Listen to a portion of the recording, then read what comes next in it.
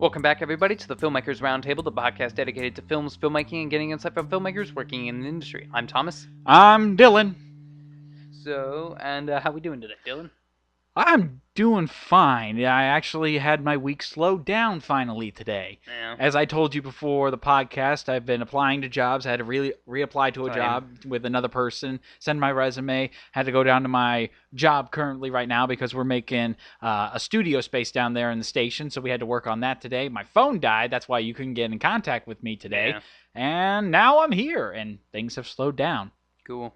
Yeah. So I'm doing all right. I've been busy too. Been working on Awaken. I had a Skype call with an actor yesterday, so okay, gonna have to get another Skype call with another actor. How did that first one go? Went pretty good, really well. So. What are you thinking? So I think I'm gonna make some decisions. So yeah, hopefully things will be ironed out by next week. So cross our fingers. So Yes. So. Can't wait to hear. I can't wait to start working on this with you, man. me too. So yeah. Okay. So yeah. That's it. I think Cool. that was the shortest we've done that. Yeah. I don't know. All right. So let's move on to movie news. Movie news. So the first one we have here is Capcom details an upcoming Monster Hunter movie, which will include Admiral. Yes, for those who aren't familiar, Monster Hunter is a Capcom franchise about hunting monsters in a huge world, especially with their latest title. Well, it was just confirmed that Paul W.S. Anderson will be directing a movie adaptation of Monster Hunter, according to Variety.com, and there have just been released details about the film's plot. According to Variety, the film tells the story of two heroes who come from different worlds to defeat a shared danger, the powerful, deadly, and magnificent monsters that inhabit the land. Along the way, viewers will make new discoveries and encounter familiar faces and beloved characters from the games, like the Admiral, according to Capcom. Huh. Okay. And 14 years. I knew they had this for a long time, but I didn't know that this series has been around for 14 years. Yeah, it says, according to Monster Hunter series producer, I'm going to butcher this name, Raizo Tsumoto. After living and breathing in the universe of Monster Hunter for 14 years, we are thrilled with the enormous anticipation to see our creations adapted for a theatrical release. So the director, Paul W.S. Anderson? Yes. I'm looking at his filmography here. What's this man got under his belt? The first Mortal Kombat. Not bad, not bad. The first one was good. The only issue with that movie was that there was no fatalities or blood. That was the only issue with that movie. Wrong time. It came out at the wrong time. Yeah, that too. Okay, not the only issue, but Death Race. Wait, the one with Bruce Willis? Yes. That was actually pretty good. Jason Statham. Okay, it was Jason Statham. That was actually pretty good. I remember seeing that in theaters. It was pretty good. Alien vs. Predator. Had its issues, but it had like we said last episode, it had personality compared to the recent Predator movie. Okay.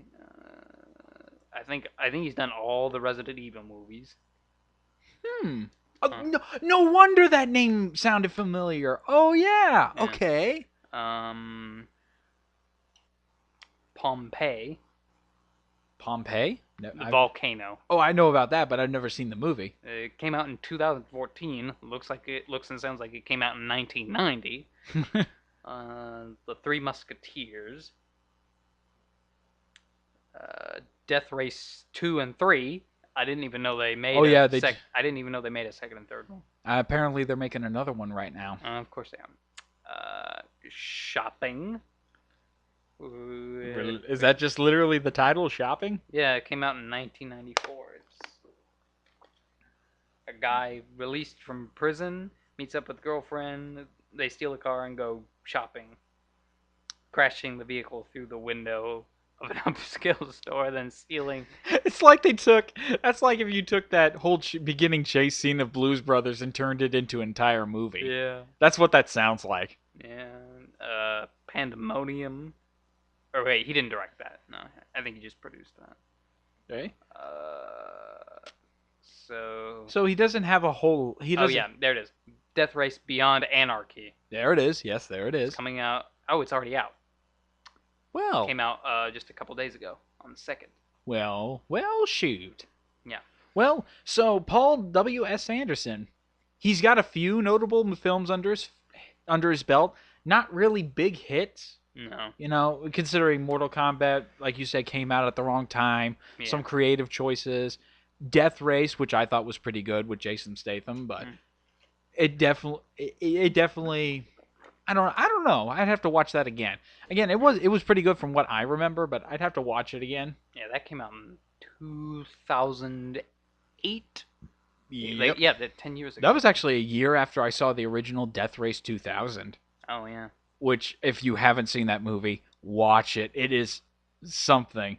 If you want to see Sylvester Stallone in an early role that wasn't Rocky or Rambo, watch Death Race 2000.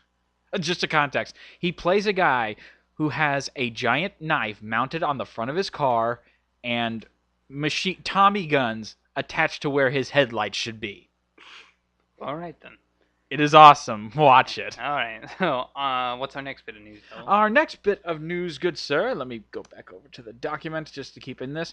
Actually, I'm going to skip ahead to an article because the second piece of news that we have. Never mind. I'll go to the second piece. I can do either one. Netflix cements its roots in Hollywood with a new high-rise office. Netflix, according to Engadget.com, is now the proud owner of 745,623 square feet of office space on Sunset Boulevard. This actually ties into a later piece of news that we're going to be having, and we'll cover that a lot more there.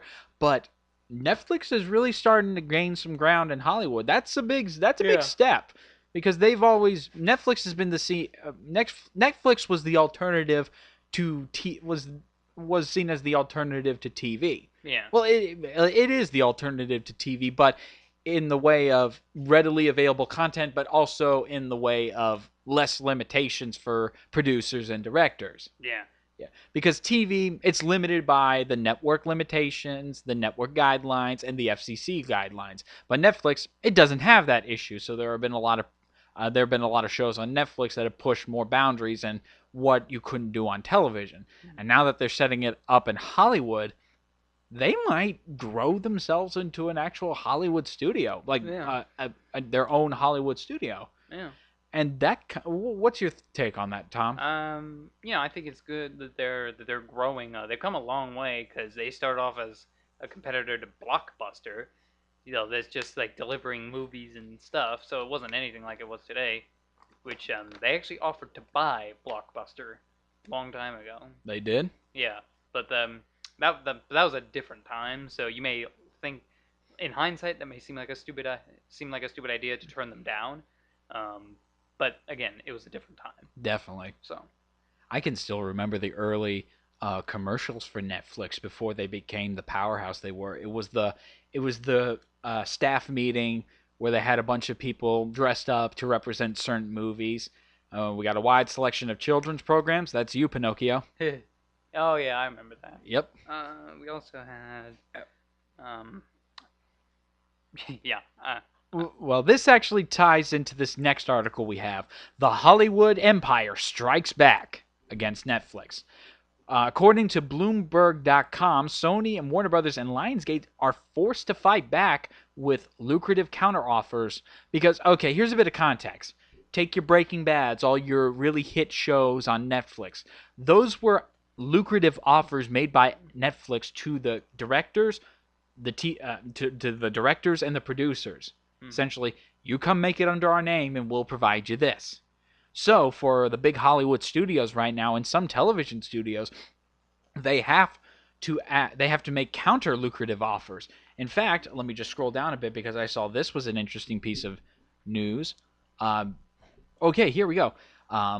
Disney, according to Bloomberg.com, once it concludes its acquisition of Fox, will turn its attention to securing soon-to-be free agents such as Family Guy producer Seth MacFarlane and Modern Family creator Steven Levente. It's gonna, as this article describes, this is going to be a talent war. People are going to be going for these people and their name Yeah. based on what they've done for other people. Yeah. And in fact, a good example of this in action would be, it was just down here. It was actually dealing with the man who brought us Breaking Bad. Vince Gilligan. Yep. Trying to remember. I'm trying to find that spot in here in the. Where is it? Where is it? Where is it? Come on. Do it. Yeah, I'm Control fine. That's the reason, according to Bloomberg.com, that's the big reason why Breaking Bad creator Vince Gilligan,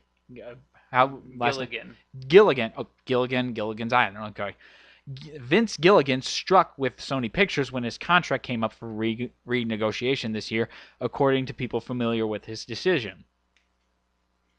So I think for the next few years and the next decade, we're gonna see a talent war, like as the article says. What do you think? I mean, it's just like, I mean, if Netflix is gonna offer better deals for these producers, it's just like I think this is competition. Like Hollywood has some. I mean, it's still in Hollywood. Netflix, of course, is, but it's like they're uh they're in.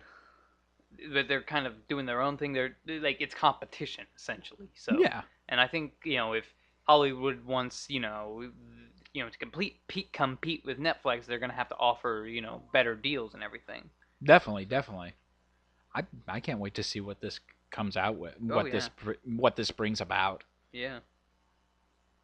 We might actually see some new players come to the table. Oh yeah. Because if someone's got an idea that a studio, what I believe this might lead to is a lot of newcomers coming to the table with that one idea that gets them attention, and then they're given a platform for all the other ideas that they got up their sleeves. Maybe that's a sign for. maybe. And there was actually some concern. Some of these these lucrative counter offers that the big studios are offering, actually noted in this article.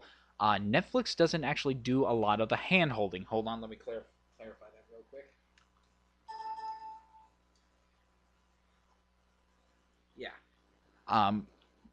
Let me restate this for the record so I can cite this. Bloomberg.com says, for creators who just want to do one thing at a time, they say that Netflix might not actually be the best home because apparently they don't provide as much hand-holding for individual projects. Well, what do they mean by hand holding? Okay. They actually elaborate here. While Netflix provides money and artistic freedom, networks such as Home Box Office Inc. claim to provide more support every step of the way, from notes on early scripts to fine-tuning for pilot episodes. Well, yeah, I can understand that, but it's just like fine-tuning, quote unquote. What I mean, it's like because we've heard, the Hollywood machine, kind of ruining movies supposedly. So like reshoots, yeah. I think it's a gamble. I think with any business deal, it's a risk, definitely. But there's a risk to anything. But I this. think there's a good chance for this to work. What do you think? I think this could work. Yeah. I think this is like just a new era of Hollywood or entertainment. Maybe we might see that. We just need to see. Well, let's hold off on claiming that because I know Netflix has made some bounds right now. Yeah. But we need to see what this competition will do because this is just starting out, and they just recently got Netflix just recently got that building in Hollywood on the Sunset Boulevard. Oh yeah. So we might have to wait a few years to see what this competition is going to do. Yeah. We'll see what starts coming out from these studios now that they've got a competitor right in their backyard. Exactly. So, well, I'm interested to see. So, on to our last bit of news. We just talked about this earlier. Yeah, Venom's fantastic reception. This is actually going to tie into our discussion today, but we just wanted to report on with the no spoilers. Neither Tom or I have seen it. Yeah, Ryan. I think Ryan is watching it right now, or maybe he's about to finish because he posted on Facebook before I left my house. And I've I've seen something. I've seen something. I've Uh-huh. seen something leaked. You told me. Yeah. I won't talk about it, but I'm pretty sure most of the internet knows about it right now, especially on Twitter. But what we're here to talk about is kind of like we followed this movie for a little bit here on the podcast. We talked about how it went from Yeah. R-rated expectations to PG-13. Yeah. And Tom, your general consent, your takeaway from that was just hoping it would be a good movie, right? Yeah. Yeah, same here. Though I feel like with the Venom character, it's like Deadpool. It's kind of tied to R-rated. Just the character Yeah. itself kind of feels tied to an R-rated Yeah. rating. And I know they're trying to merge it with the cinematic universe, but it's like, do you need to do that? I mean, Yeah. can't you just create another or Do what Fox did. yeah. The X-Men is completely separated from the Marvel Cinematic Universe. And if you do want to merge them, it's like, who really cares, you know?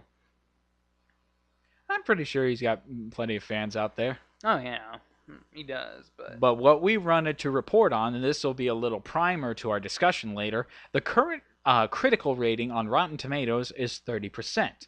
mm-hmm. However, the audience percentage is 88. Yeah. So, we've got ourselves another one of those movies that the critics don't like, but the audience does. Yeah. And we're actually going to talk about a few more later today, but we just wanted that as a little primer for you. Yeah. So if you're a person who doesn't take any who doesn't particularly listen to critics, go see it. If you listen to the critics, don't go see it. Yeah. It's up to you. Yeah. I think that might be the thing of our general discussion. Just it's up to you or something, but we'll get to that later. Yeah, exactly. All right, that's the end of our news segment, everybody. It's now time to go to movies we've seen. Bum-ba-da-da. Yeah. So, Dylan, what'd you see? I saw Teenage Mutant Ninja Turtles. Teenage Mutant Ninja Turtles, the good one. The 89 or Yeah, yep, the 89 version. okay. Yes, the original live action movie. Yeah. What can I say about this movie that hasn't been said by everybody on the internet by now? Yeah. This is one of the. This movie. I think I'm going to fanboy out like I did with. Well, this also ties into our discussion because critics hated it. Oh, yeah. But I'm going to fanboy about this movie again. This is going to be similar to last week where I was just trying to string together thoughts because this movie is fantastic. It marries the original Image comics with the cartoon because if you actually read the original Image comics, you'll recognize panels in this movie. Yeah, Right. there are panels that were depicted in this movie. Yeah. Remember the truck scene? Yeah, later in the film. Yeah. Where Casey Jones and Donatello are working on the truck. That's straight out of the comic book. This movie is fantastic. The puppeteering, the music, the choreography. Just it's Teenage Mutant freaking Ninja Turtles. It's amazing. Yeah, it is a pretty damn good movie. Oh, it is, and one of the best. Since they originally were a comic, it's one of the best comic book adaptation movies. Yeah, or cartoon adaptation. That too, because it does marry both of them. Yeah. So yeah. Where did they come up with this stuff, eh? Yeah.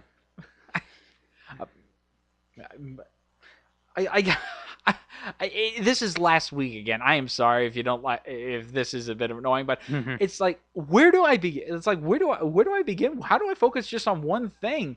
No one wanted to make this movie. New Line Cinemas took a risk on this, and it became a huge success, even though the critics didn't like it. No. And it put New Line Cinema, who were known for Friday the Nightmare on Elm Street. They didn't. Oh, again. Hello. This is not Tammy. She's not here at the moment. Not here at the moment. What what are you calling about?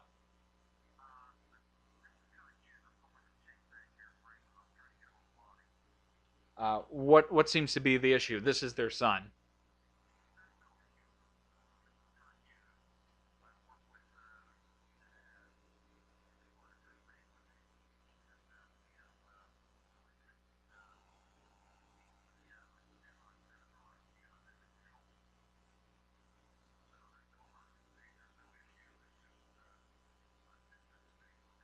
All right. He is not home currently, but I will let him know you called.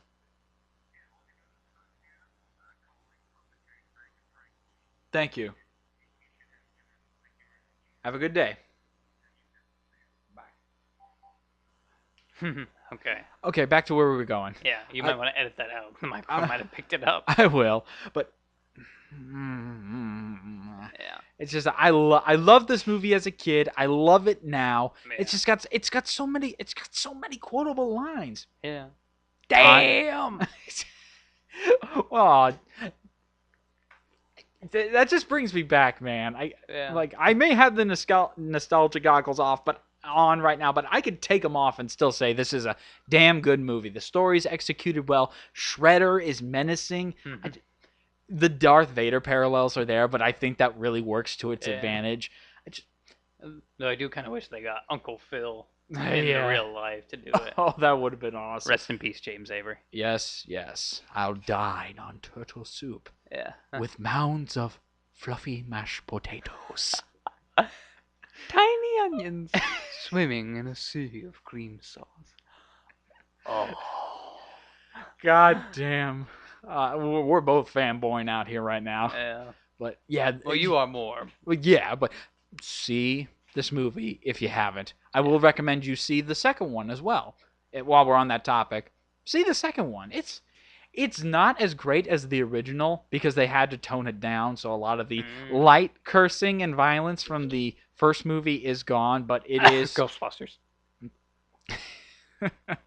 We'll get to that movie this month. Yeah. But go see if you pick it up. If you find the DVD anywhere, pick it up. Mhm. It'll be worth your time. Pick up the sequel.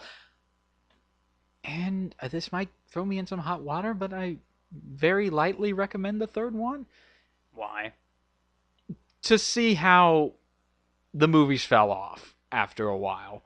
Yeah. Because granted, I loved the third movie as a kid, but that was me being as a kid growing up, and I actually just watched it here recently, and I'm like, why did this have to exist? You know, it feels like this. It was a movie that didn't need to exist. You know, Yeah. like why did this story have to be told? Like it could have been interesting. It's the turtles going back in time, but Yeah, there was the video game Turtles in Time. yeah. And for fun fact, a lot of people have pointed out TMNT 3 was never called Turtles in Time officially, but everyone called it that because there was time travel. And now on the Blu-ray, Yes. it's Turtles in Time. And they replaced the covers with the TMNT 3 Turtles on all the movies. Yeah. And that was like, fuck you, because Jim Henson.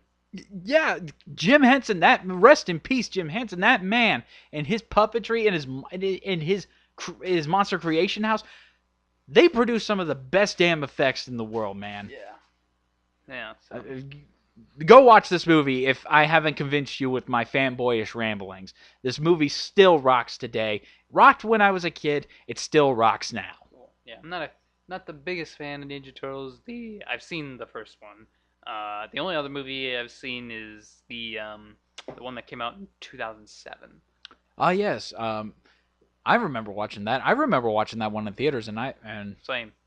I think I don't know if a lot of people were confused if it was a sequel to the third one. Nah. I think it was like a follow up. It was a follow up to the show, the 2003 show. Yeah. All right.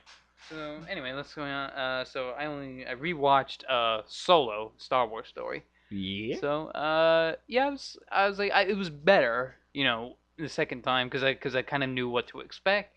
So I don't have much to say. So it was decent. Hang on, I gotta bring up the timer again. It's all good. Okay. Yeah, it was all right. I enjoyed it. It was more fun. Cinematography is, but I don't have much to say. So Alden Alden Ehrenreich, that is his name. I just don't see Han Solo. I mean, I can't really be too hard on him because, I mean, who can really match the look sound and charisma of Yeah, Harrison Ford there's in only the one. 70s. Yeah, Yeah, there's only one Harrison Ford from the 70s. yeah. But Harrison Ford isn't even Harrison Ford from the 70s. no, he's talking like this every now Every and time then. I come here, you're buying a frap. It's not important for you to get a frap. I love it when Mark Hamill intimidates him. Oh God. He's so off. Oh God.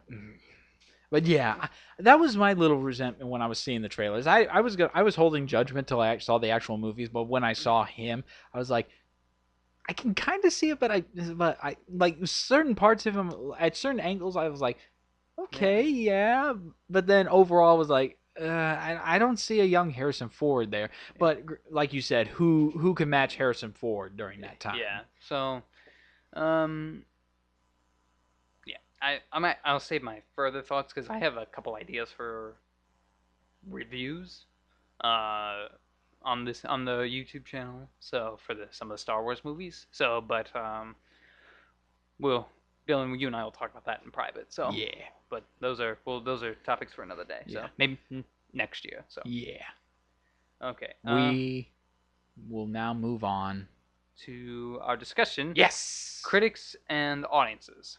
Now this kind of ties into a discussion that we had a while ago about film criticism, modern film criticism. And but what we're specifically talking about right now is that we're not going to rag on film criticism as much as we did in that last episode. No. What we're going to be talking about today is the divide that can happen between the critics and the audience. I think a lot of you know what we're talking about. Critics hate a movie, but the audience loves it. Critics love a movie, but the audience hates it. Two good examples. Critics hate a movie, audiences love it. UHF. Yes. Or Ninja Turtles, like we said.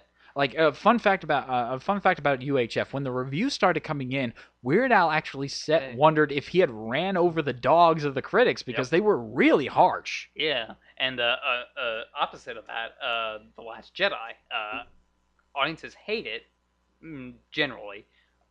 Critics loved it. It was like 90% on Rotten Tomatoes, or somewhere around there.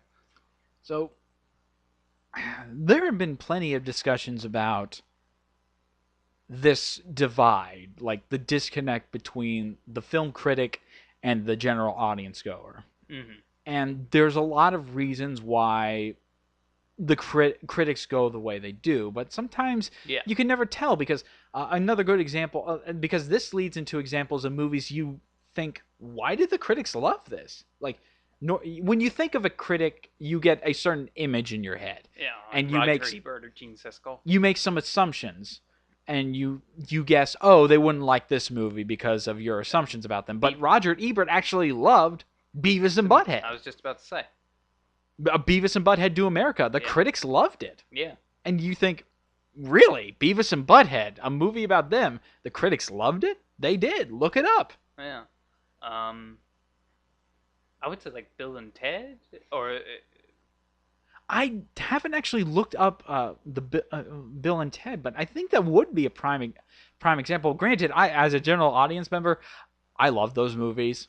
I felt like, especially the first one, it felt very charming. It was very stupid, but it was charming at the same time and kind of heartwarming there at the end, you know? Yeah, and young Keanu Reeves. Okay, not too bad. 78% critic score on Rotten Tomatoes, 75% audience score. Hey, so they were about even. That's where everyone met each other in the middle. Yeah. Okay. But yeah, we make these pre-assumptions about a critic because they have that job title, and then we assume what they'll like and what they won't like. Yeah. So but there are times when you're like, okay, when the critics go away, and you're like, okay, of course the critics would go that way. Yeah. But then there are always those little surprises. Yeah, like Red Letter Media, it's like it's almost certain they're not going to like a lot of movies. Isn't there a meme about them saying endless trash? Probably. But yeah, it's just like they just tear apart the movies, whether it's the Plinkett reviews or Half in the Bag, or so yeah, that's another example. Like they didn't like Civil War. They did not. Yeah. Um, well, Jay Bonham did, but Rich and Mike not so much. So, not sure what that is I about. think it. Well, I think it goes back to what we were talking about in film criticism.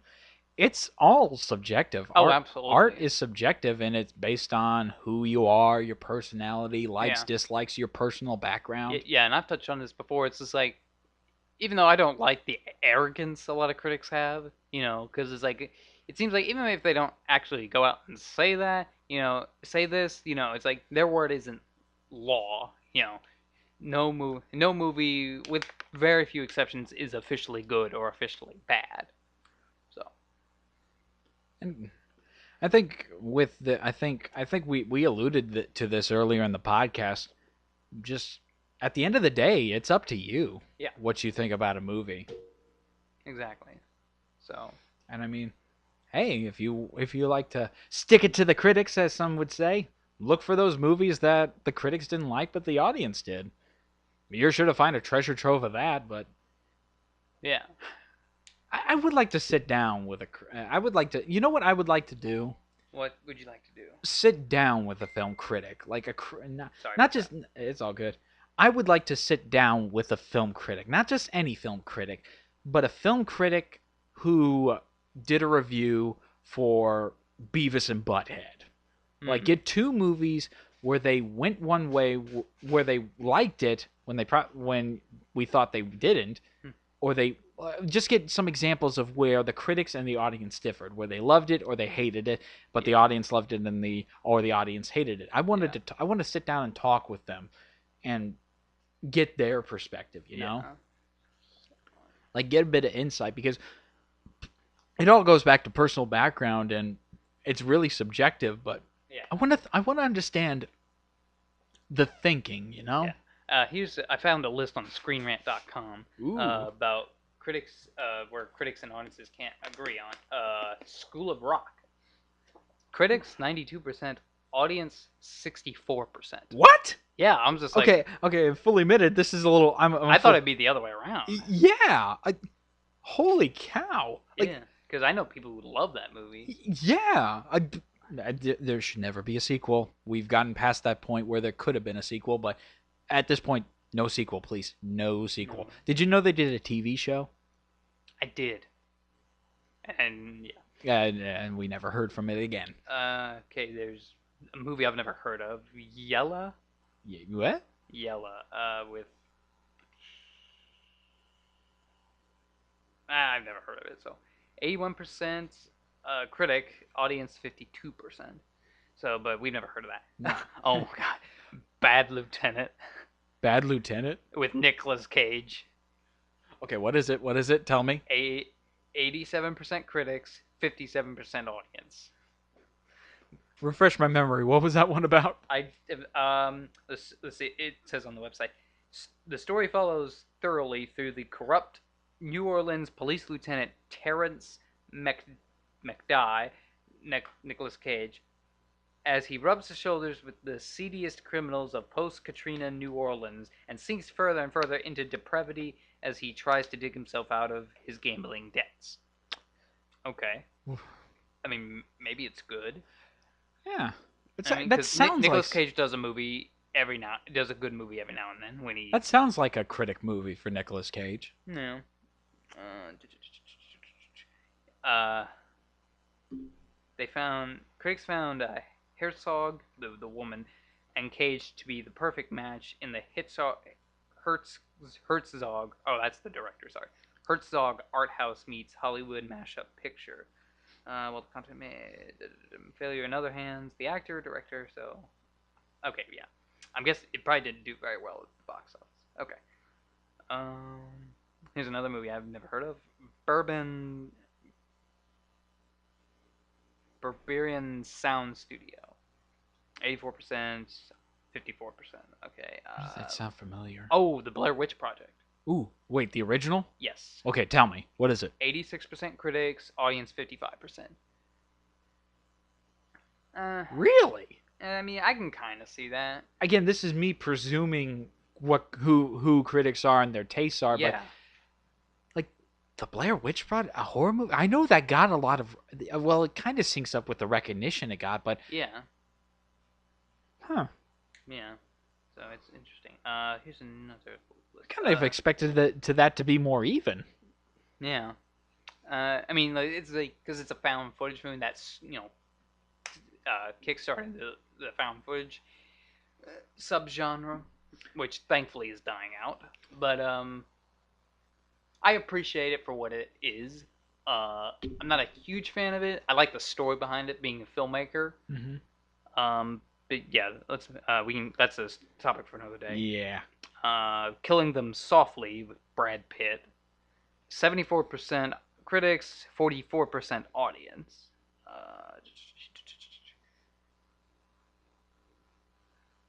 Or wait. Okay. Charlie and the Chocolate Factory. The original? 2005. Okay. Critics 83%, audience 51%. Yeah. I kind of find that perplexing because since the original is held in such high regard, I would have expected the critical reception to be lower and the audience to be lower too. Yeah. I mean, yeah, because I've seen both films. I've seen the first one, I think 3 times. Mm-hmm. I've seen it in a theater, the Artcraft Theater, many years ago. But yeah, it is interesting. That is surprising. Okay. He's laughing. This the one's gonna be good. Ang Lee Hulk. Tell me. Critics 61%, audience 29%. That sounds about right. I guess. I haven't seen that in a long time. It was on that. I think it was. It felt. Okay. The reason I say that makes so much sense in that voice is because Ang Lee. He's a good director. Yeah, he is a good director. But he's not a director for hire, which is what that movie was. And I don't think he's a Western action kind of guy because Hulk, Crouching Tiger, Hidden Dragon, yeah, a couple others. Yeah, but he's not a Western action director. No. And that's what the Hulk is kind of made for. Mm-hmm. The whole character of the Hulk kind of fits into the mold of Western action movies. Yeah. But what Ang Lee did in that movie, and I can respect him for having an image for this movie, a vision for this movie. He tried to have his style and a Western action flick in the same movie. Yeah. Because there's a lot of slow moments, really looking at the landscape, which are beautifully shot. Oh yeah. And it's very visually stimulating. But it's handy. It's kneecapped by the fact that the Hulk is known for smashing. Yeah. And so people were going in there expecting the Hulk to be smashing, and they're smashing in there. But there's a lot of moments where he's not the Hulk.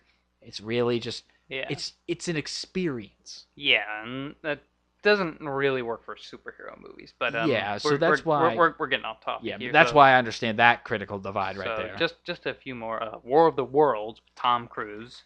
2005. And critics 74%, audience 42%. And we don't know how up to date this list is, so the scores may have changed, but so yeah, we'll see. I thought War of the Worlds was so. I think since you mentioned that Steven Spielberg wasn't as a perfectionist, isn't the perfectionist he used to be in the last episode? Well, I meant that more as that he's not as good as he used to be. Okay. Well, a lot of people go back to War of the Worlds being that change in him. When would you pinpoint that change? Kingdom of the Crystal Skull. Okay, yeah, I can see that. I do defend that film on certain occasions, but I think I can agree with you there. Same. I mean, there have been some films of him through the past. I mean, we're gonna start a new segment, which we're gonna have him. We'll talk about him on another episode. So we'll get to him. Yeah. We'll talk about that on another episode. So, The Bay, 2012, 77% critics, 43% audience. So, King Kong, 2005. Okay, Peter Jackson. 84% critics, 50% audience. Now, I really like King Kong 2005. Definitely. I think it's too long. I think that's unanimous. I think that might actually have something to do with the Yeah, audience reaction a bit yeah. too. I mean, I have to admit, I saw it in the theater when it came out Hmm. with my aunt and my cousin, and I mean, I was young and I was like 9 when 8 or 9 years old when that came out. Um, so I don't really remember it feeling too long. Um, yeah, I remember a lot of scenes. That was one of the first films to really have an impact on me. Kind of like how the 33 version did for a lot of people, and myself included, when I saw it years later. So That's awesome. okay, I think I remember seeing that in theaters. I remember playing the video game. yeah.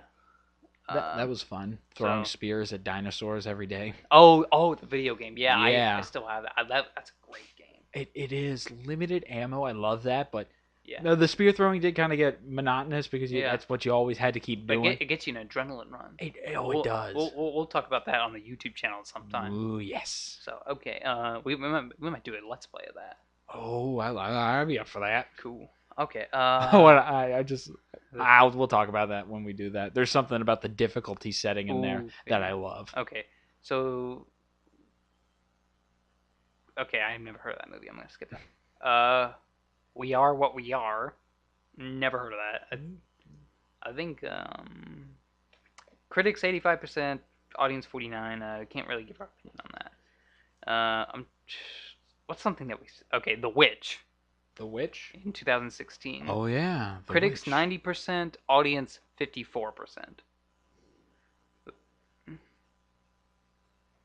I think the general takeaway for here is just that critics and audiences are going to differ. Yeah. Maybe we'll sync up here or there, but Yeah. I think it's up to you. It's always up to you to figure out how you feel about a movie. Ooh, Ants.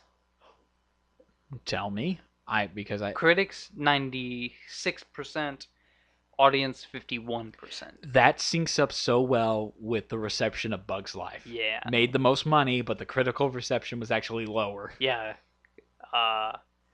Yeah. Because more people saw Bug's Life. Mm-hmm. Myself included. I think I've only seen it once, actually. I think I've seen it a handful of times. Yeah. But that was mostly as a kid. Spy Kids. Tell me. Critics 93%, audience 46%. Yeah, that's shocking. Like people. you think it'd be the other way around?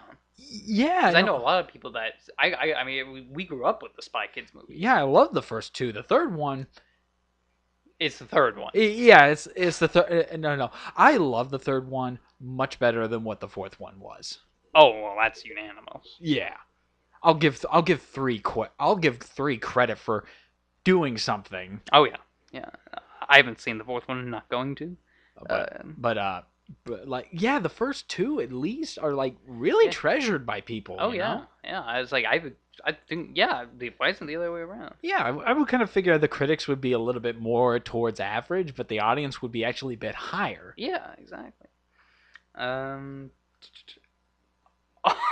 What? Okay. What is it?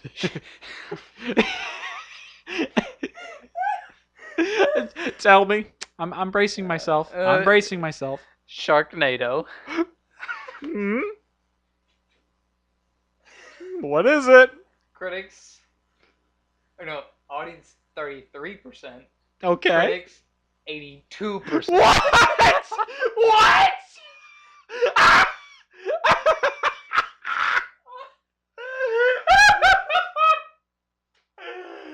What? Oh, I'm scared. What? That's only the second one. Wait, that's Number 2. Okay. What?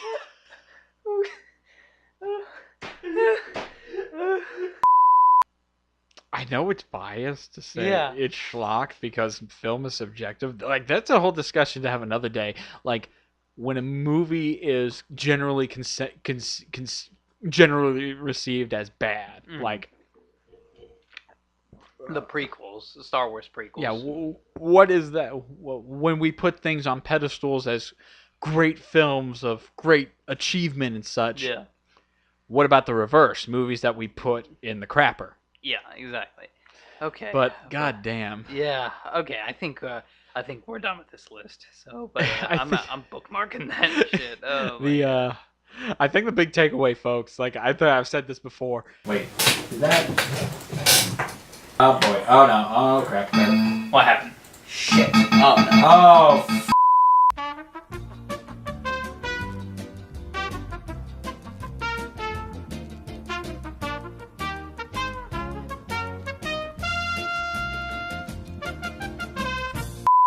All right. Sorry about that, folks. Technical difficulties. yeah. We will never be using Audacity again. Thank you. Is it not that bad of a program? I hate it. Okay. All right. The biggest takeaway, folks, is that it's all up to you. Exactly. The critics, they're not God. You know, their No. word isn't the word of God. Mm-hmm. They're just like you. The only difference is that they look into movies a lot more than the average movie viewer would. They see a lot more movies, so they see a lot of the reoccurring cliches, the motifs, and everything. Exactly. They have an eye for this, but outside of that, they go to movies to watch as well. Mm-hmm. Granted, it's a job and they get paid for it, but that's really the only difference. Yeah, exactly. Okay. Mm-hmm. And are we yeah, good? Yeah, we're good with that. All right. Let's move on to our next segment, the director spotlight. This is a segment, folks, where we will spotlight a director that we love and admire, or we're interested in, or maybe we don't particularly like. Mm-hmm. You know, yeah. Maybe we can get a little bit of understanding about who they are, how they make their movies, and for those that we don't particularly like, why don't we particularly like them? You know? Exactly. So, yeah. So our first one is just because he's been on my mind all week is Robert Zemeckis. Good old Robbie Zemeckis, Back Bob to the Zemeckis. Future, The Polar Express, Who Framed Roger Rabbit. Yeah. Mm. Yeah. Castaway. Yep, Castaway as well, with good old Tom Hanks. Mm-hmm. Yeah. Okay. Rob Zemeckis. How would one describe him? He's got a lot of classics under his belt. He's one of those directors with a lot of classics and big hits to his name. Back to the Future, Who Framed Roger Rabbit, a lot of movies that people hold dear. Yeah. I don't think, outside of really early on in his career, did he have a stumble. Like, as a director, I'm talking as a director. Yeah, outside of the first thing that put him in director jail and nobody wanted to hire him. Yeah. Yeah, I don't think he's made like a bad movie as a director. Yeah, there might be bad. I mean, producing that's different. But yeah, like the stuff done under his motion capture production company. Yeah. I love the Polar Express. Oh yeah. A lot of people like we talked about the critics. Yeah. Oh no, wait, the critics actually enjoyed that, from what I remember. What us reading, right? That wasn't on there, was it? I don't think it was. Let me pull it up here. Sorry, folks. We're still trying to get over the fact that Audacity crashed on us. We were focused on that, so yeah. Exactly. Okay, has a 55% on Rotten Tomatoes. Critic score, audience score 63%. So, but okay, Polar Express. This is one where a lot of people, I know a lot of people that hold it in high regards. They love it, yourself included. I think it's okay, but but even on that movie, that's still, because it's still well beloved. That's still a good movie under his belt. Yeah. Because because when people talk about his production, his motion capture company, they talk about the uncanny valley and all the shortcomings of motion capture. Yeah, I mean, I guess you could say it was kind of too early, you know. I mean, if it was done now, maybe it could have worked better. Definitely. Didn't he also do the motion capture for The Christmas Carol? He did. He directed that. Yep. that wasn't too bad of a movie either. No. I think there was just the disconnect that a lot of people were noticing.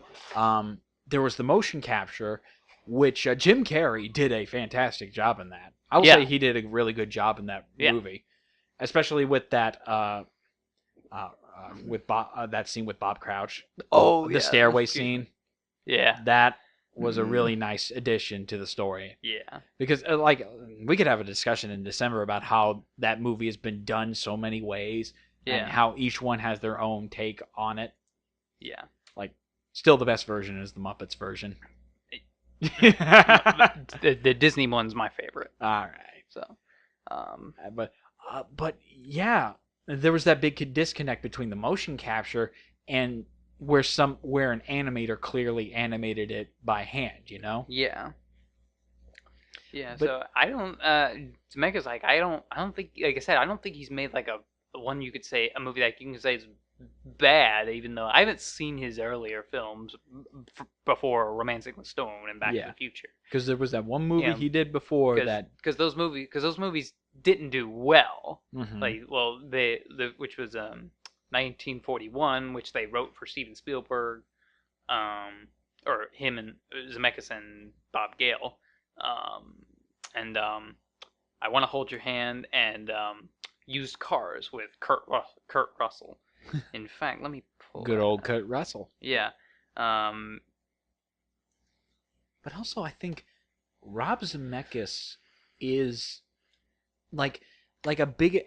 It's no wonder that Rob Zemeckis is a big inspiration yeah. to the both of us, because when we look at men like George Lucas, Steven Spielberg, these are guys who who had achievements that were kind of godlike, you know. Yeah. Like, I'm talking perspective here. Oh, yeah. I'm talking perspective. These were guys that Yeah. we grew up on them, or like they were always there, Yeah. and we didn't and unless we really learned about their story, we were like, they've always been here. They just showed up out of nowhere and they started started doing all this. Yeah, because Whereas Rob Zemeckis was the guy on the outside who it's like, because like Spielberg, Lucas, Scorsese, Coppola, they're the ones that opened the doors for filmmakers back in the 70s, and Zemeckis was one of them that kind of rose up out. He kind of came, it was still hard to get through, but he kind of came through the doors. He was the guy who joined the ranks. Yeah, he was among the stars, along with James Cameron. Mhm. Who else? Tarantino. Yeah, he kind of came a little later, because Reservoir Dogs came out in the 90s.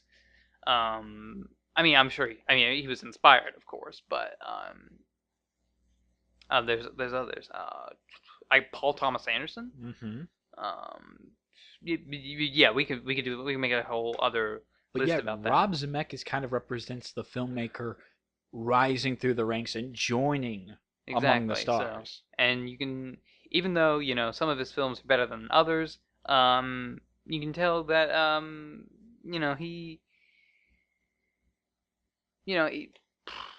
he still has a lot of passion, and you see him you hear interviews, you see him in interviews, and he's this very chill, relaxed guy, but you hear like Michael J. Fox talking about him, and he's just like possessed. It's just like, okay, Michael, here's what happens. You wind machines, you blow up and then dock.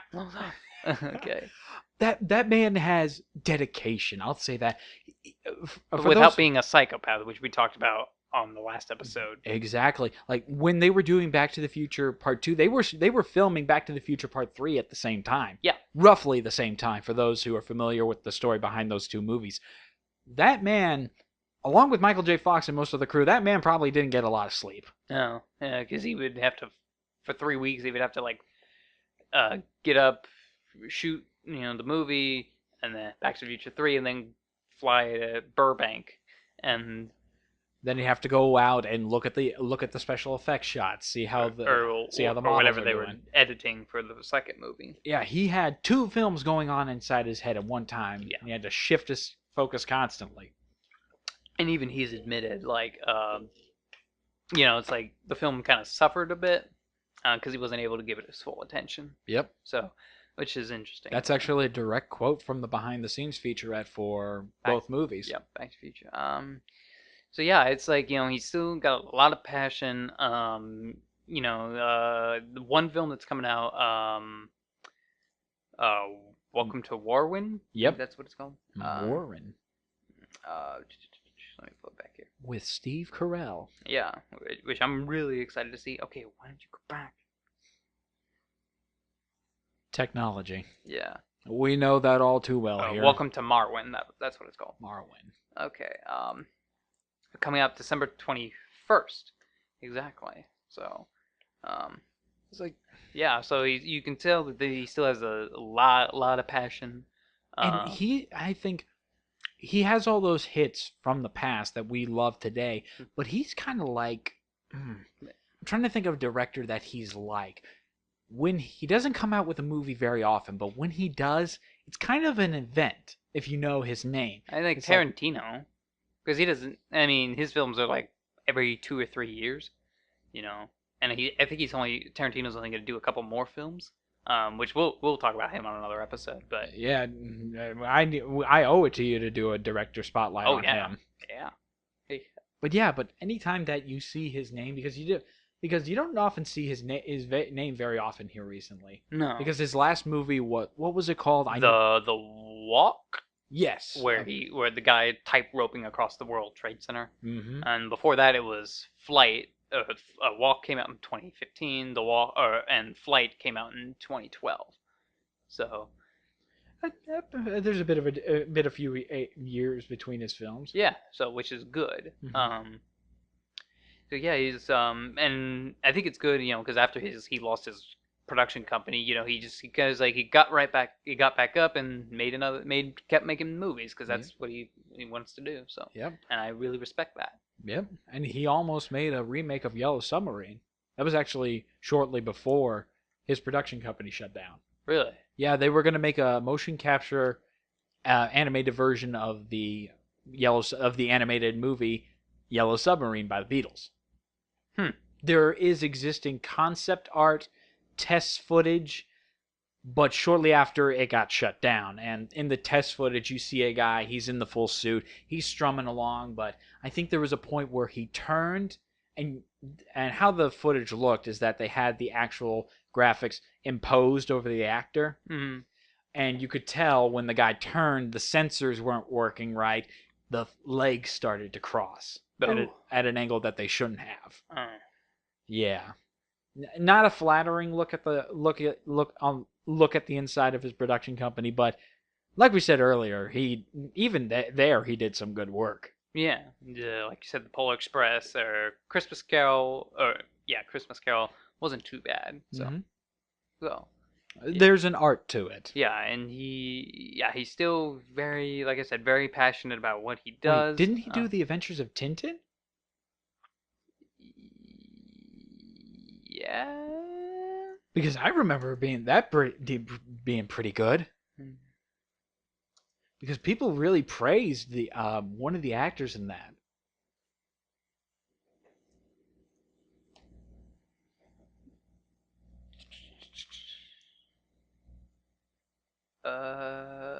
Researching. We'll cut this out. Yeah.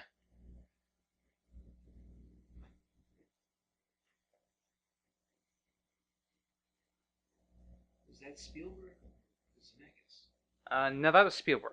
Oh yeah, okay. Yeah, no, that was Spielberg. Never mind. That was Spielberg. I'm trying to see if he produced it, but no. Because I felt like that was something from him. I haven't seen it actually, so maybe. Trying to see if he had like a producer role.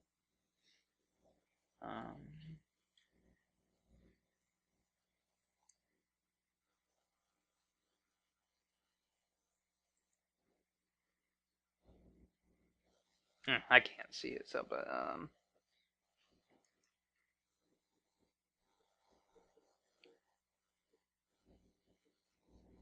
Yep, he was there.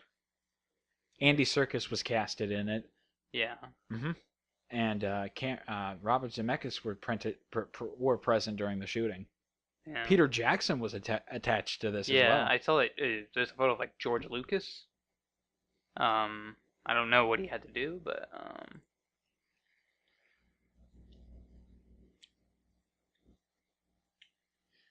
Bet you 100. Yeah, I bet you $100. Rob Zemeckis was there for the motion capture because Andy Serkis is there, and that man knows how to motion capture act. yeah. You know, Well, okay. Well, Gollum, yeah. Oh yeah. King Kong from Yeah. Peter Jackson's King Kong. Yeah. But this is about good old Robbie. Yeah. Okay. Anyway.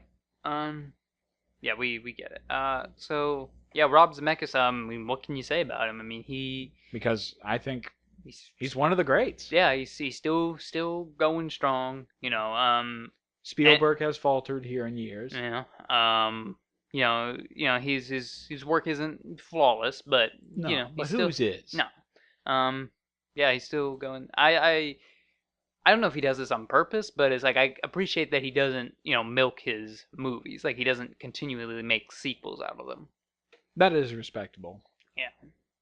I mean, it's very easy when you have like a big like franchise, you have a big hit and the studios want to make a sequel, and you're just like, oh, well, I can keep getting work, but I'm just like, eh. I mean, he's only done, I think back like I think we talked about this on the last episode.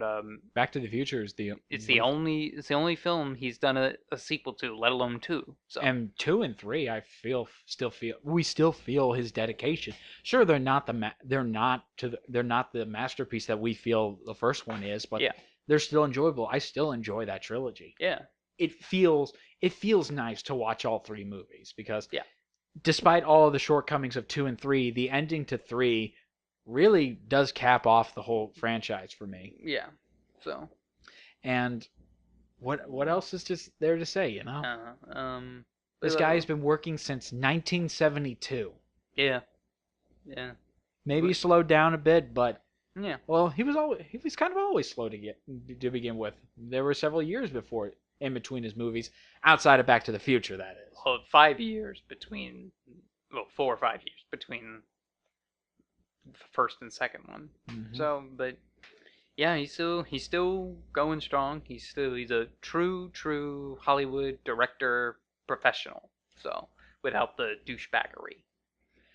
We can save that for Michael Bay. Oh God. Let me clarify that comment. I never understood the hate for this is about Robert Zemeckis, but I feel like I gotta explain that remark. Like I always gave Michael Bay the benefit of a doubt, but in recent times, like I've never met the man, but from what I've seen and what I've heard him say, it's like yeah. But this is about Robbie. Robert Zemeckis, you are the man. You are the man. You are a legend in your own right. Yeah, he is. And I only hope to be I hope someday that I'm at least a quarter of the director that you were. Yeah, we both are. So. Yeah. And also, for those who want to hear about some Rob Zemeckis news, I just found this when I was looking him up. Netflix sets Medal of Honor military docu-series produced by James Moll and Robert Zemeckis. They have a trailer. We'll gladly put that in the description. We'll have to watch that when we finish up here. So, but yep. Yeah, I mean. But yeah, Robert Zemeckis. So let's end up with what's our favorite Zemeckis film besides the obvious Back to the Future? Who Framed Roger Rabbit? Yeah. I love Polar Express, but Who Framed Roger Rabbit? I love the movie on itself. Yeah. I love the dedication that everyone, not just Robert, but everyone put into that movie. I love the story behind the movie of how it all came together and how it's just amazing. Yeah. It's just amazing how that movie came together, and the man at the forefront was Mr. Zemeckis here. Definitely. I'd have to agree. Besides Back to the Future, it'd be that. Although we'll see how Welcome to Marwin is. So, because I really am looking forward to that. We need to go see that. Yeah, definitely. Something I wanted to say. Well, we also forgot to point this out. Beowulf, 2007. He did that. Oh yeah, he did. I never saw that, so I can't did I. I can't comment on that. Okay, maybe that's one of his duds, but Look, I think another reason that I appreciate Robert Zemeckis so much is that he was born in Chicago, Illinois. yeah, He was born in the Midwest. It's like that's not literally in our backyard, but you respect people that are famous that are close to by where you live, because you're like, it gives you the aspiration of, hey, they came from where I came from. Yeah. I could make it. Yeah, and that kind of gives hope to us. So something I wanted. Oh. Who Framed Roger Rabbit? It's a tie, actually, for me. Who Framed Roger Rabbit or Forrest Gump? Oh, yeah, that's a great one, too. God. Okay, I remember what I was going to say. What? Castaway. Mm-hmm. The scene where the Wilson is floating away. It's just like, I think this is also his credit to Tom Hanks, but it's like, how do you direct a scene in a movie that makes you tear up for a freaking volleyball floating away in the ocean? That's Robert Zemeckis. Yeah. I mean, enough, and that's all I have to say about that. Yeah, and Tom Hanks did, also sold it too. He deserves no, don't sell him short, but yeah, it's like that's like Robert Zemeckis is one of those guys I feel like really works well with people. George Lucas had the issue, especially in the prequels, with with acting direction. I think a lot of the maladies that go to the prequels are because of that. He admits he's not an actor's director. I feel like Robert Zemeckis is an actor's director. Yeah, and he was offered to direct The Phantom Menace, along with Spielberg and Ron Howard. That would have been interesting, to have all those minds. I think they turned him. Well, I mean, it was going to be one of them. Mm-hmm. I think they turned it down because they didn't have a script to say yes or no to.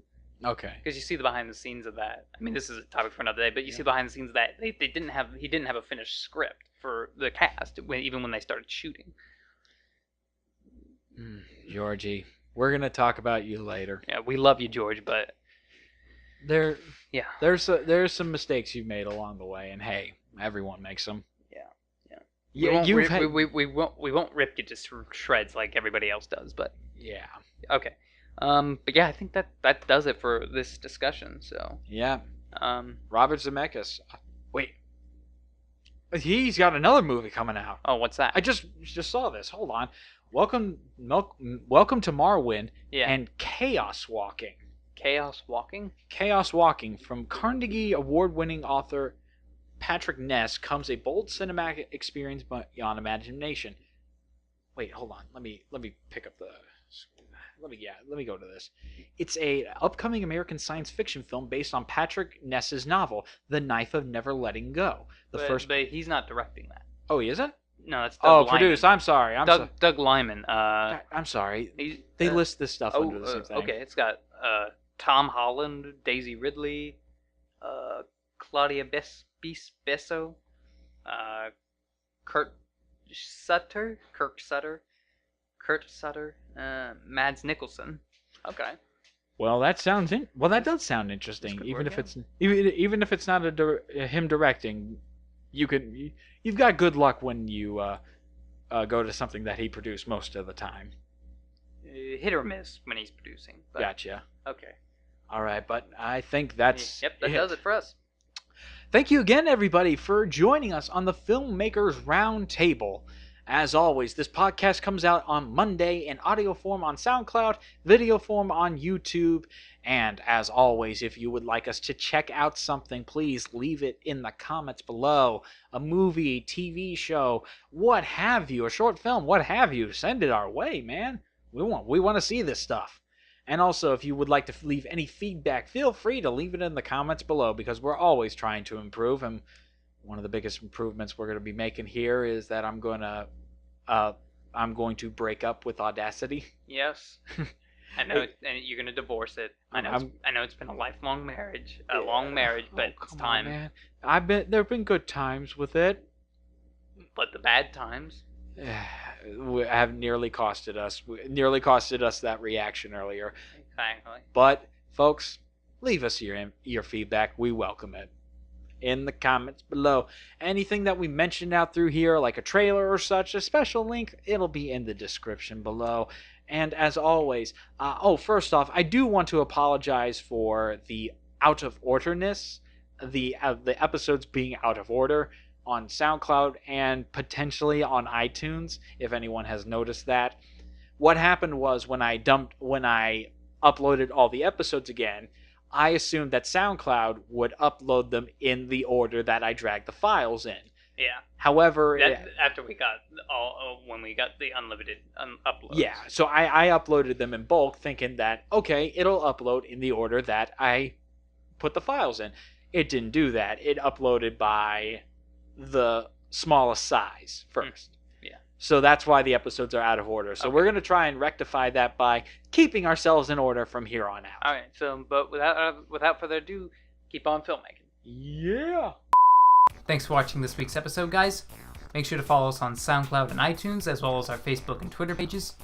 Don't forget to subscribe to the Roundtable, as well as our personal YouTube channels, all the links of which will be provided in the description. Thanks, guys, and we will see you on the next episode of the Filmmakers Roundtable.